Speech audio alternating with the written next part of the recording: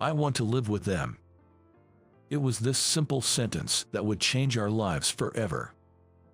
I looked directly into the eyes of the sister's grandmother and said, "Excuse me for being straightforward, but would it be all right for my wife and I to adopt Emma and Claire and take full responsibility for raising them?" At these words, not only did she, but also the sisters listening from behind, were visibly shocked. It's natural to be suspicious of someone who says such a thing just after meeting them, and I didn't expect immediate approval. Of course, I intended to consult the proper authorities and proceed with the necessary procedures. Somehow, I just couldn't bear the thought of leaving these two alone, because I saw my past self in them. And 6 months later, the situation took a dramatic turn. I've been thinking, I want to entrust my granddaughters to you. My name is Nathan, a 29-year-old office worker. I married Elizabeth 2 years ago. We don't have any children. We met in a hospital. At the time, I was 25 and fell in love at first sight.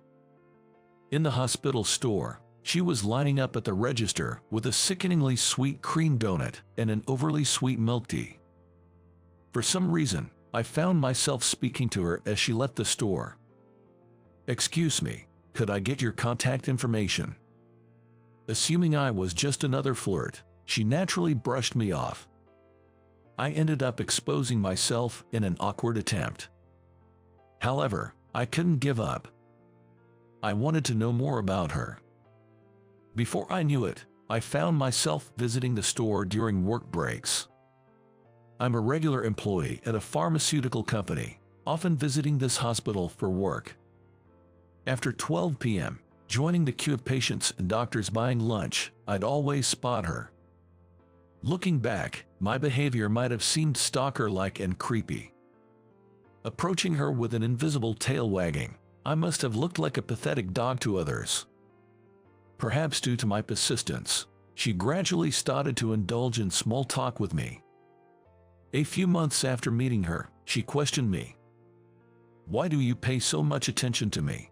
From any angle, you look younger than me." She said something like that. By then, I still didn't know her name. And she didn't know mine. We just happened to meet and converse casually. That's the kind of relationship we had. I've never really thought about the age thing. It all started because I thought your profile was beautiful. Oh, and that strange combination. Doesn't it give you indigestion?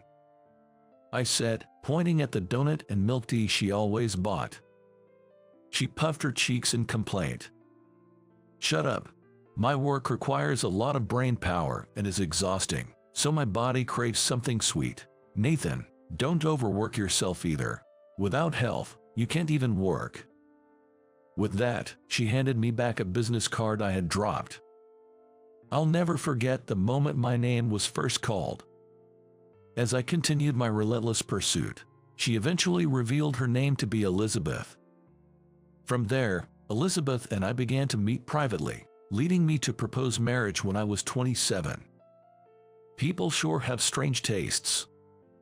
That was Elizabeth's response to my proposal. Let's return to the present. I'm now 29, but Elizabeth, being 10 years my senior, is currently 39. Her hesitance to open up to me was probably due to rage. Indeed, when I proposed dating her, she said something along these lines. "I'm honestly too busy to even think about dating," which usually makes most guys think I'm being conceited, and it ticks them off when I say it. But it's the truth, and I felt it was something I needed to convey. Moreover, I'm past the age considered ideal for pregnancy and childbirth, so having kids might not be in the cards for me. None of that mattered to me. When we first met, I honestly had no idea what she did for a living. But seeing her in a lab coat, working night shifts, and barely having time to sleep, it was clear she was a doctor. That's what I thought. In fact, when she met me, she was a surgeon. I figured she must be busy, but then she suddenly switched specialties one day. I wondered where to, and it turned out to be otolaryngology. It was a completely different field, so I was surprised when I heard about it. But the reason made sense. I've always wanted to pursue otolaryngology, but I thought having surgical experience would reassure patients in cases where surgery is needed. Actually, my father runs an otolaryngology clinic back home, she said. My father-in-law's skills were astonishing. Though the sign said otolaryngology, he could also see patients for internal and general surgery. Sometimes, he could even handle cases that required oral surgery, thanks to his experience. Of course, a clinic with such a skilled doctor was always packed. They start handing out appointment numbers just after 8 a.m., but it's not unusual to see people lining up before 7 a.m. on Saturdays.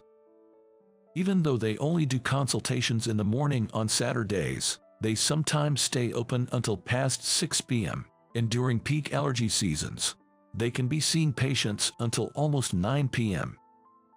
Now we've put some limits in place. Though consultations start at 9 a.m., you can't get a morning slot if you arrive at that time. If my father, who has been working hard for the community, were to leave, the patients would be in trouble, right? That's why I'm aiming to be the next trustworthy clinic director, she explained. I fell for Elizabeth all over again. I sort of just graduated from high school and university and landed a job at a major company through connections with Professor Anderson from my seminar, who had ties to pharmaceutical companies. But Elizabeth, she had a clear vision of what she wanted to do and was working towards it. I wholeheartedly wanted to support her in achieving things I could never dream of. That's why I thought it wouldn't be so bad to just spend our lives together as a couple. At 29, many of my peers were getting married and having kids, but I didn't envy them. Having Elizabeth, my beloved wife, was more than enough for me. Then, one day, Elizabeth had just quit the hospital she was working at to take over her father's clinic as the next director. Because of that, her days became incredibly busy, and she was so exhausted she had bags under her eyes. The clinic was popular to start off with, but now it was Elizabeth and her father, who mainly supported her in consultations. And the place was in chaos with all the patients who had heard the news. I just wanted to take a walk for a change of pace, she said. So, we decided to go for a walk at night. Lately, the daffodils had started to bloom, and the mornings and evenings felt a bit more comfortable.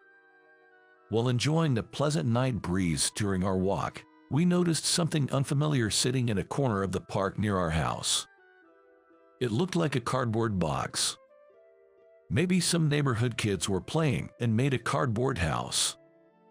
I was about to ignore it when our sight moved slightly. Elizabeth also looked at it curiously. Then, the box swayed from side to side again. There was no wind blowing. That meant something alive was inside. It could be a stray cat, I thought. As I approached and peered inside, I was surprised by what I saw. Inside, instead of a dog or a cat, there were two girls with the same face. They were wrapped in newspaper, using it as a blanket, and next to them were two backpacks that seemed to belong to them. By their looks, they were definitely elementary school students. Hey, what are you doing out here at this time? Are you playing make-believe? Your parents must be worried, so we need to contact, well, the police, maybe. As I reached for my phone, one of the girls said, "Please don't call the police." Why not? I don't know about your parents, but surely this is. If our parents get arrested, we'll be in trouble. We'd become children of criminals. She said with a clarity that seemed beyond her years, making me feel uneasy. The girl who spoke to me seemed composed, but her sister was just fidgeting, not even trying to look at us. I was at a loss for what to do, but leaving them here and going back home as if nothing happened didn't sit right with me. So, I suggested, "You might catch a cold staying out here, and there could be some strange people around. How about you come to our place for now?" Elizabeth immediately retorted, "That makes us sound like the suspicious ones." Thinking about it, I couldn't find any better way to phrase it. As expected, the girl who had spoken to me earlier raised her voice. We've been told by teachers and grandparents not to follow strangers. As I was racking my brain over what to do, Elizabeth seemed to remember something and asked the girls their age. They said they were 9-year-old twins and seemed to live nearby. After a moment of thought, Elizabeth scrolled through her phone's camera roll and showed them a photo of 2 girls. The twins' eyes widened. Wait, that's Stacy and Katie. So, you're classmates with my nieces. Nieces. Elizabeth has a sister about my age, who has 2 daughters, Stacy, 9, and Katie, 11. Since my sister-in-law's family lives in this area, it seemed like a fortunate coincidence. Suddenly, the sister's wariness began to melt away. I'm Stacy's mom's sister. Really? Yeah, it's dangerous to stay out here, so why don't you come to our place for now? Perhaps because they realized we were related to a friend's parent, the girls exchanged looks and then slowly nodded. I thought it was best to contact the police immediately, but protecting them was a priority. So, I invited them home. Their names were apparently Emma and Claire, with Emma being the one who had spoken up confidently to us, and Claire, who had remained silent behind her sister. They looked so alike, being identical twins, that it was hard to tell them apart. They hadn't eaten anything since lunch at school, so we gave them some water and prepared a bath for them to use. While they bathed, I laid out some guest mattresses, and Elizabeth prepared some light snacks. After their bath, the girls eagerly ate everything and fell asleep within minutes, worn out from the day. The next morning, before 6 a.m., as I was getting ready for work, Elizabeth, with a serious look on her face, said, "I want to live with those girls." I was surprised by her sudden statement, but after listening to her, I could understand why she felt that way. Elizabeth had talked to her sister on the phone last night.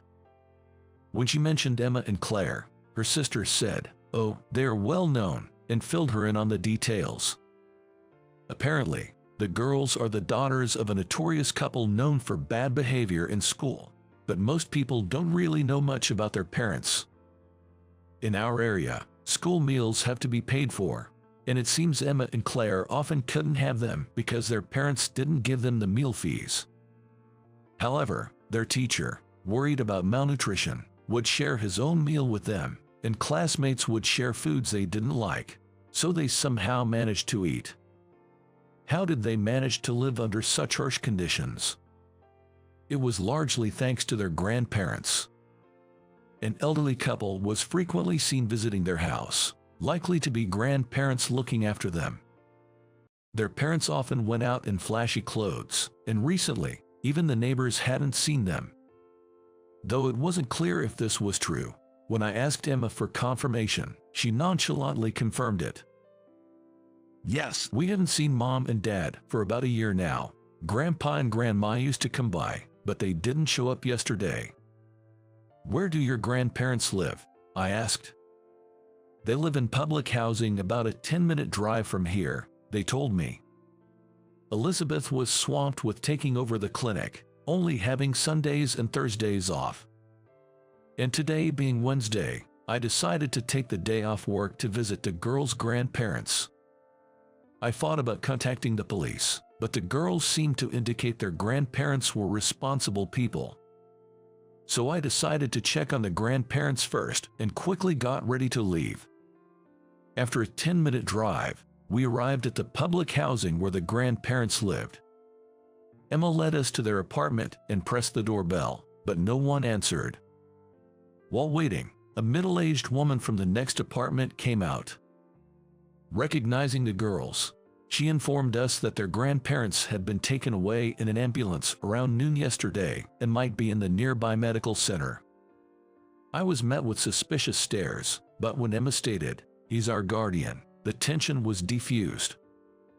At the medical center, after explaining the situation, they allowed us, as family, to visit the grandparents. I was led into the ward under the guise of being the guardian of the young sisters. We were led to a 4-bedroom, with 2 beds empty and their grandparents lying in the beds by the window. The grandmother, who was awake and saw us, allowed the visit. The grandfather appeared to be still asleep. "We're so sorry to have caused you trouble." The grandmother began apologetically. "No, not at all. I'm just glad we could meet, actually, about yesterday." I briefly explained what had happened the day before. Hearing this, tears started to roll down the grandmother's cheeks. "I'm so sorry, Emma, Claire. I'm sorry we were hospitalized, and you couldn't get in because we had the keys." Apparently, they had eaten some bad food around noon the previous day and unfortunately got sick, leading to their emergency transport. Their condition had stabilized, and they were expected to be discharged today. However, they had been incapacitated by abdominal pain for a while and hadn't been able to go to the girls. They had kept the house keys to ensure they wouldn't get lost, but that had backfired. I was relieved to hear that the grandparents were decent people, unlike the parents. Emma's confidence probably stemmed from knowing her grandparents would never abandon them. For now, my role as a guardian would end once the grandparents were discharged, which was a relief, though it didn't align with Elizabeth's wishes. However, the grandmother looked troubled. And then, she spoke slowly. "To be honest, we're in a tight financial situation. My husband and I have been self-employed, but our daughter and her husband took all our assets. Now we're living on just our pension. I should be offering you a reward, but that's difficult for us." No, you don't need to worry about that at all. If they're receiving a pension, they must be at least 62 years old. I thought about suggesting they live together, but it wasn't as simple as that. Moving the sisters would change their school district since the public housing where the grandparents lived was across a bridge. Changing young children's living environment could be stressful. And even if they could live together, there was no knowing when the grandparents might fall again. Surely, the grandmother must be worried about that. If they fell again, there would be no one to take care of the girls. Seeing their worried expressions, I couldn't keep quiet. "May I speak frankly?" "What is it?" "My wife and I would like to adopt Emma and Claire and take full responsibility for raising them." Both the grandmother and the listening sisters were visibly shocked by my statement. Naturally, they'd be wary of someone they just met offering to do such a thing, and I didn't expect immediate approval. Of course, I planned to consult the appropriate authorities and proceed with the proper procedures. I just couldn't bear the thought of leaving them alone. Perhaps because they reminded me of myself when I was younger. My parents raised me with great care, but we lived in extreme poverty until our family business took off. Despite being financially strained themselves, they bought me a warm quilt in the dead of winter to prevent me from catching a cold. My wife and I don't have children, but I just couldn't stand by and do nothing about Emma and Claire. For the time being, I decided it was best to end the conversation there and head home. With the grandparents discharged from the hospital, it seemed Emma and Claire would be spending their time in that public housing for the moment. However, the situation took a sudden turn 6 months later. After discussing it with my husband, "We've decided to entrust the girls to you and your wife," the grandmother said. "What?" "It's not only that we're impressed by your genuine concern, but also a matter of trust. Over the past 6 months, you and your wife have met with us several times to express your intentions. Haven't you? We could see that you truly care for our granddaughters. That's why we believe we can entrust them to you. Besides, the fact that Elizabeth took over her father's clinic and had become the director played a role. Moreover, the grandparents had been greatly helped by Elizabeth's father. Above all, what sealed the decision was something Emma said. If it means Claire, Grandpa, and Grandma can be safe, I'm okay with anything. Plus, that man was kind. And the lady is Stacy's mom's sister. And she's a doctor, you know. Stacy is my best friend, so it's all good. Thus, with the involvement of child welfare services and the police, we finally managed to contact the sisters' biological parents. When we mentioned the possibility of adoption, the parents' representative quickly agreed. After several months, we were finally able to officially become a family with Emma and Claire. Elizabeth, now a practicing physician, was busy every day. Adding childcare and household chores to the mix made things chaotic. Emma, Claire, you forgot your gym clothes and lunch bags. While frying eggs, I watched my wife and children scurry about. We initially shared household duties, but with Elizabeth working late and on Saturdays, I took on a larger share of the chores. That arrangement was mutually agreed upon. So I was usually in charge of cooking. Drawn by the smell of breakfast, my wife and children packed their bags and joined me at the table. This is delicious. It's been a while since we had something not microwaved. It's really good, thank you. The twins, identical in appearance, sparkled with excitement as they complimented the meal. Apparently, they were used to reheating meals prepared by their grandparents, so freshly made food was a treat for them. They were also happy to finally have their own portions of school lunches, and I heard their teacher, Miss Thompson, was moved to tears by the news. Despite their parents' unforgivable behavior, the warmth of the people around them allowed the girls to grow up well-adjusted. It was now my responsibility to continue guiding them until they became independent adults. I was determined to fulfill this duty. Since my family owned a bakery, I decided to visit on weekends to update them. We had been too busy to inform my parents about the adoption. So, when they suddenly found out they had granddaughters, they were shocked but quickly embraced them, teaching the girls how to bake bread and enjoying quality time together. A year after Emma and Claire became part of our family, our lives gradually settled, and the girls began to open up to us more. Emma, always the more reserved, began to show more childlike behaviors appropriate for her age. "Let's go play basketball, Father." "I'm not sure I can keep up with your energy, Emma." "Come on, it'll be fine." Feeling the tug of her small hand, I was deeply moved. Interestingly, they call us father and mother, possibly to differentiate from dad and mom, which might remind them of their biological parents. They were happy to eat the same school lunches and use the same textbooks as their peers, enjoying a normal childhood. Eventually, both girls graduated from elementary school, with Emma attending a public middle school and Claire a private one. Living together helped us understand their personalities better. Emma was lively and good at basketball. On the other hand, Claire, while not fond of physical activities, consistently tops her class with her innate intelligence. Furthermore, she seems to be doing well in the marching band she joined. Everyone aware of their past hardships celebrated their growth. As twins, they faced their educational transitions together. But Emma chose a public middle school with a strong basketball program, satisfied without pursuing entrance exams. Claire, feeling hesitant about progressing to a public school while her sister opted for it. Emma had been offering her positive and kind words. "Claire, you're better at studying than me, so you should go to a private school. Then, I can brag about how my sister is super smart and attends a prestigious private school. And to make you proud of me, I'll work hard in basketball and aim for the national tournament." Hearing her sister's words, Claire was convinced and successfully got into a challenging private middle school. Even before we met, these sisters must have been living by complementing each other's deficiencies. That was evident from their conversation. Time flew by quickly, and the children turned 18. They had become fine adults.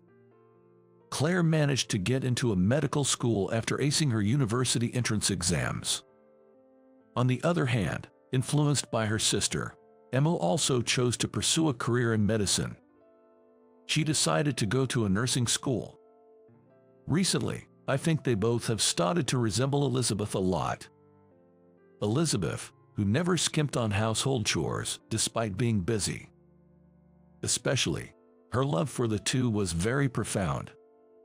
Receiving such affection from their mother, they naturally became good at household chores without being taught. On Mother's Day and Father's Day, they would use their part-time job earnings to buy gifts or invite us to a lavish dinner, making Elizabeth cry tears of joy every year. I too felt a lump in my throat, realizing how sincerely and kindly they have grown up. Of course, there were rebellious phases, but that's an important time for growth for both parents and children.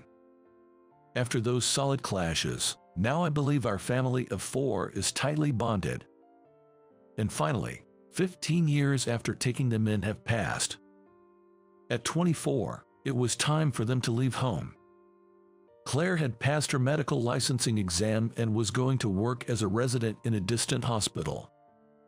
Emma was getting married to a man she had been dating from the Navy. The time for farewell, which was bound to come, had arrived. Elizabeth managed to hold back her tears and gave them the biggest smile she could muster. Then, Claire, who had been fidgeting, ran to Elizabeth and hugged her gently. "I'll definitely become a wonderful woman like you, Mother.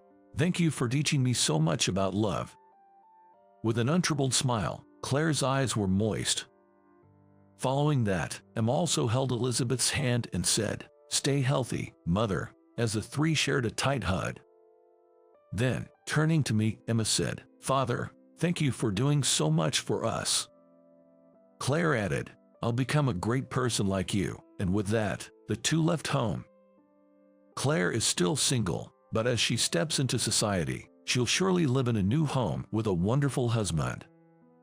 And Emma will create a family with a kind-hearted young man, and someday, they will have children. I watched their departure with a blurred vision. After a while, an invitation to Emma's wedding arrived. Of course, I informed them of my attendance, and on the day of the wedding, next to Emma, who was clad in a pure white dress, Elizabeth was shedding tears. It was then that Claire said this. "Actually, I've been hiding this, but I've been dating someone since my student days. I'll introduce you sometime." Hearing this, we looked at each other and chuckled. The venue was filled with a celebratory mood, everyone eagerly awaiting the entrance of the bride and groom. But then, an unexpected incident occurred. An uninvited person arrived, causing a commotion among the reception staff. Upon inquiring, it turned out that a woman claiming to be Emma and Claire's mother had barged in. "Elizabeth, wait here, it might be dangerous," I said. Unable to stay put, I rushed to the reception. There, a middle-aged woman in tattered clothes was present. "Let me see my daughters. I am Emma's mom, you know. Claire is here too, right? So, I have the right to meet them and attend." She was making a scene in a shrill voice. I wondered how this woman knew the whereabouts of the children she had abandoned 15 years ago. Then, a staff member at the venue informed me. It seems she works at a nearby florist, maybe part-time, and when Emma, the bride, came to see the flowers herself, she immediately noticed their resemblance and connected the dots based on their names. That's how she knew about the date and had the audacity to show up today. What are you thinking? Trying to act like Emma and Claire's mom now? Don't you remember what you did to them 15 years ago? My voice trembled with anger. Then, with a shadow in her eyes, she said, "I regret abandoning them at that time. My boyfriend back then told me the kids were in the way. My ex-husband, who I had cheated on, dumped me immediately and cut off all contact. As I got older, I was cheated on by my boyfriend too, and all that's left for me now are the children." I was so astounded by her selfish reasoning that I went beyond anger to disbelief. So in the end, she cheated, got divorced from her ex-husband, and then was abandoned herself. Now she says all that's left are the girls. Enough already. As I raised my voice, she flinched and cowered. "How can you be so selfish? This is all the result of your own actions. You have no right to call yourself a mother." As I said this, my fists began to tremble, and I felt an impulsive urge to act. At that moment, Emma, in her wedding dress, came over and called out, "Mom." Upon seeing her mom, the mom, with a gaunt face, brightened up and said, "Yes," as she stood up and started to rush towards Emma.